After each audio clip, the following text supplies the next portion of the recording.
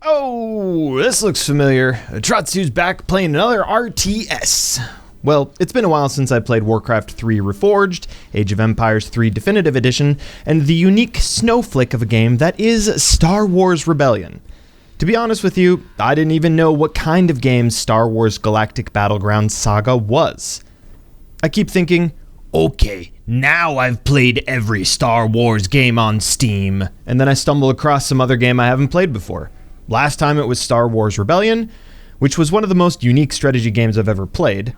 Dang near required me to get a degree from all the game manual reading I did, but Star Wars Galactic Battlegrounds Saga isn't nearly as crazy as Rebellion was. Star Wars Galactic Battlegrounds is a real-time strategy game, or RTS, developed by Ensemble Studios and released in 2001. In 2002, they released an expansion pack for the Clone Wars campaign. As a reminder, Star Wars Episode 2 Attack of the Clones was also released in 2002. Later, both were bundled together and released as the Galactic Battlegrounds Saga. The question is, what does Galactic Battlegrounds do to set itself apart as an RTS game? You have 8 campaigns with 7 levels for each campaign, Star Wars theming, scenario editor which lets you build or edit your own maps and campaign, and that's about it. It's an RTS with everything you might expect. Build houses to increase the number of troops you can command, rock, paper, scissors with different troops' strengths and weaknesses. The faster you click and set things up, the better you are. I'm not particularly gifted with the RTS genre. I said it in the Warcraft 3 Reforged review, I said it in the Age of Empires 3 review, and I'll say it again today and on other real-time strategy games that I cover on this channel. I am not good at real-time strategy games. I've watched people play this type of game competitively, and I am not going to be able to navigate the space fast enough to do anything. Click a billion things, shortcut keys, and micromanage my army and city simultaneously at the speed of an Olympic speedwalker. I'm a textbook definition of filthy casual. Casual I may be, but I can still tell you what I liked or disliked about the game. Just don't expect any commentary on competitiveness or on game difficulty. I play all RTS games the same way. The same way I did when I first played an RTS game as a 10-year-old. I turtle, build up my forces, then utterly decimate the computer because I'm playing on easy mode.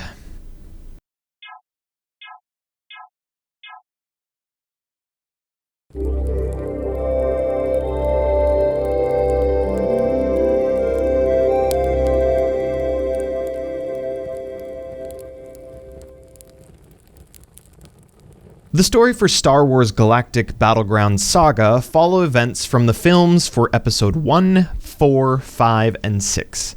There are 6 campaigns, starting with the basic training, playing as the Wookiees, which teach you the basic mechanics and concepts for playing RTS games, followed by the Trade Federation's invasion of Naboo. Then, for a change of pace, with the Gungans campaign, you hear and play through the tale of Boss Gallo, and after the tale is finished, you retake Naboo.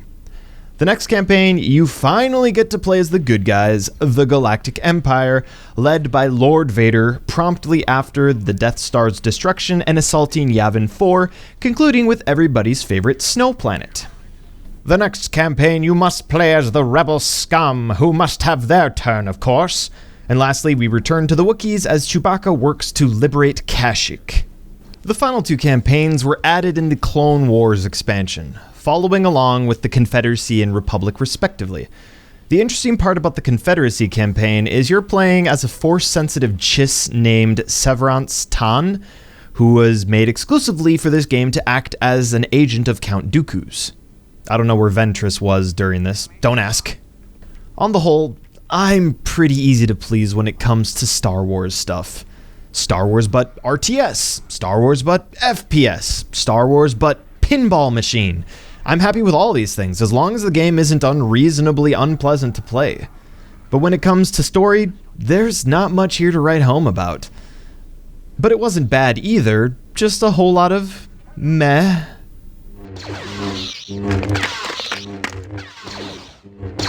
Good guys, we're flanking. Attacking the enemy is mine.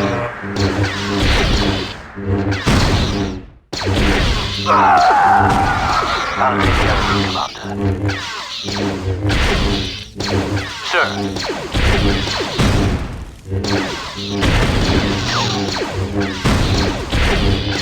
You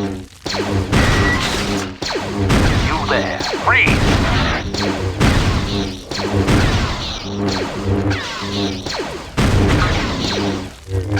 Your orders, General. Targeting enemy. I almost forgot to say anything about it, but our choices for Star Wars real-time strategy games is kinda short. Star Wars Force Commander from 2000, Star Wars Galactic Battlegrounds from 2001, and lastly Star Wars Empire at War from 2006. And of course we have the oddball game, which is technically an RTS, Star Wars Rebellion from 1998. So I might not have the greatest things to say about this game, but I don't really have bad stuff to say about the game either. What's noteworthy is this is probably one of the truest Star Wars RTS games we've had, which wasn't a mod for another game. The Star Wars community loves to mod other video games to make them Star Wars. The only contemporary I can think of to Battlegrounds Saga would be Empire at War, which I would recommend over Battlegrounds Saga, but no one says you can't play both. I suggest playing both if you like RTS games.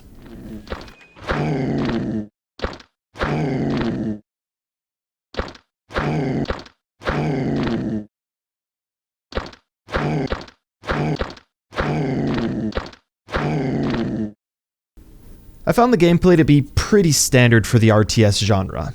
You will gather resources, build buildings, train troops, research technological upgrades to further increase efficiency and troop abilities, and battle on land, sea, and air. Typically, you win the game by defeating the enemy and destroying all their stuff before they destroy your stuff. In the campaign, they sometimes shake up the gameplay loop by making you lead a set group of troops into combat without being able to build new troops and juggling resources. I found these levels to be the hardest and required the most save scumming to beat. There are 3 gameplay modes: the campaigns, standard game, and custom campaign. The standard game has the same settings as a multiplayer game. Think of it as quick action, where you select your race, the map, the settings, teams, etc., and just jump right into the game, build up your base, and try to beat the other people first. I think multiplayer can still work in theory. You have TCP, IP, LAN, and serial connection options, but I'm not about to jump through the hoops downloading software to get it working. As always, there are dedicated fans of these types of games who have taken the time to mod them to make them more playable. But when I review something, unless I make a special note about reviewing a mod or something, I play and review games in their vanilla form. That is, their basic form. I guess I could try to go into greater detail about how the rock, paper, scissors of units and towers counter each other. But again, I'm not really the person to explain that to you. You need a guide or someone who plays this game competitively. I can tell you lots of stuff can't defend itself against flying fighters and bombers, but you don't get them until later in the game typically. And that all goes kind of outside of the scope of my capacity as a casual player. I just built the stuff I liked. I made sure when defending my stuff, I had a ground attacking tower and an air attacking tower covering each other, and then I turtled until I robbed the map of its trees and resources. I'm the reason for climate change. It's me! But seriously, my games looked like someone dropped a nuke on my side of the field when I'm done.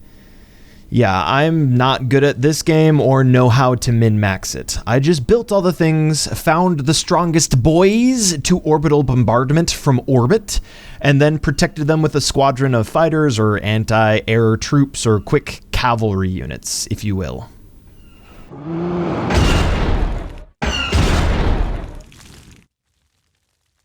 Ready to do job.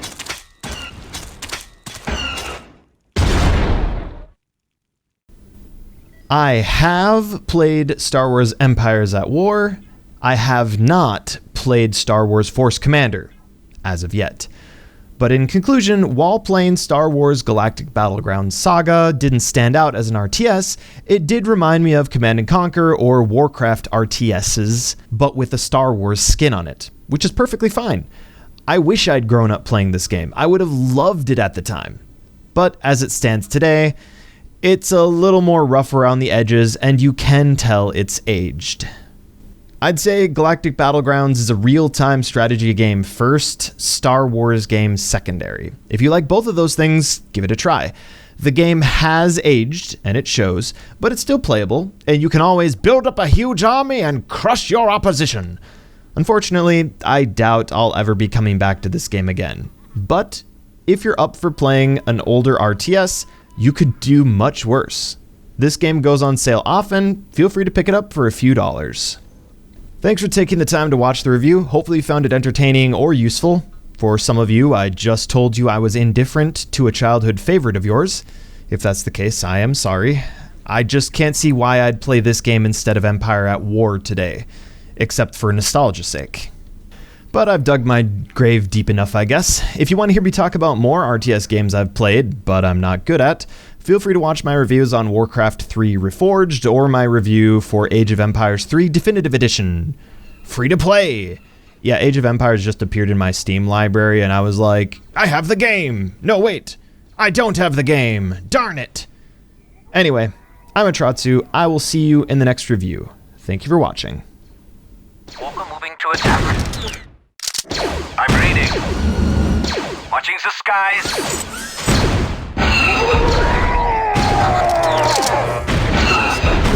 Respect.